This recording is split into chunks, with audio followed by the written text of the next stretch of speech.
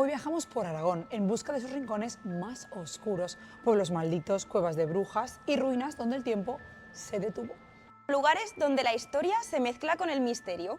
En Zaragoza, las ruinas de Belchite Viejo son un testimonio del horror de la Guerra Civil. Sus calles destruidas se conservan como estaban, como si el tiempo se hubiera detenido. Dicen que de noche se oyen campanas que ya no existen y pasos que nadie da. Belchite fue destruido por la guerra, pero su alma sigue ahí, entre el polvo y los susurros del viento. A los pies del Moncayo se alza Trasmoz, el único pueblo excomulgado de toda España. Sus habitantes se enfrentaron a los monjes del monasterio de Veruela y la iglesia lanzó sobre ellos una maldición eterna.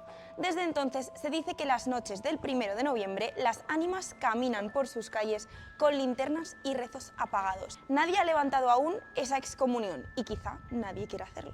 En la Sierra de Albarracín, el pequeño pueblo de Jabaloyas duerme entre montes y leyendas. Cuando cae la tormenta, aseguran que las brujas vuelan sobre el monte Jabalón con sus escobas, celebrando antiguos aquelarres. Algunos vecinos dicen ver luces danzando entre los rayos. Los rincones de Aragón donde la historia se confunde con la leyenda y donde los espíritus del pasado vuelven a contarnos su historia. Y ahora os preguntamos, ¿os atreveríais a visitarlos cuando caéis en la noche? Dejadlo en comentarios.